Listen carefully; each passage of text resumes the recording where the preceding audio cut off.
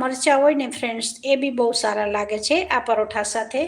પણ આપણે અહીંયા આ પરોઠામાં મેં કોઈ લસણનો ઉપયોગ નથી કર્યો, કે નથી અહીંયા કોઈ આપણે લીલા મરચાંનો ઉપયોગ કર્યો. છોકરાઓ ખાય એવા જ આ પરોઠા બનાવેલા છે. હા, છોકરાઓ સ્કૂલે જતા હોય, બાળકો હોય તમારા ઘરમાં, તો એને તમે આ રીતે પરોઠા બનાવીને આપશો ને, તો આ તો ઘઉંનો લોટ છે, તો એને ભૂખ બી નહીં લાગે.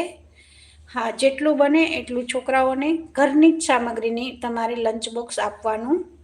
બહારનો જે પડીકાનો નાસ્તો આજકાલ વાલીઓ બહુ દઈ દેતા હોય છે, કે હાથમાં પૈસા આપી દેતા હોય છે, તો એવું નહીં કરવાનું ફ્રેન્ડ્સ. તમારા બાળકોને તમારા હાથનું જ બનાવેલું ખવડાવો. હા, જે મમ્મી નોકરી કરતી હોય એના માટે હું નથી કહી શકતી, કે એને સમય નહીં હોતો.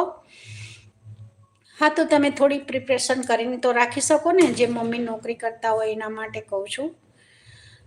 હા, તો અહીંયા તમારા બાળકોને એકદમ હેલ્ધી ખવડાવજો, જેટલું બને એટલું ચીઝ, બટર, મેગી, મેંદો, આ બધી વસ્તુ આગળ જતાં બાળકોને મોટા થાય ને ત્યારે બહુ નુકસાન કરતું હોય છે. કે અત્યારે એ મમ્મીને નહીં ખબર પડતી. અત્યારે તો કેવું, બાળકો થોડો ફંદ કરે, મતલબ નાટક કરે કે મમ્મી ખાવું છે તો દઈ દે. પણ પછી છોકરું થોડું મોટું થાય, યુવા અવસ્થામાં આવે, પછી બાળકોને પ્રોબ્લેમ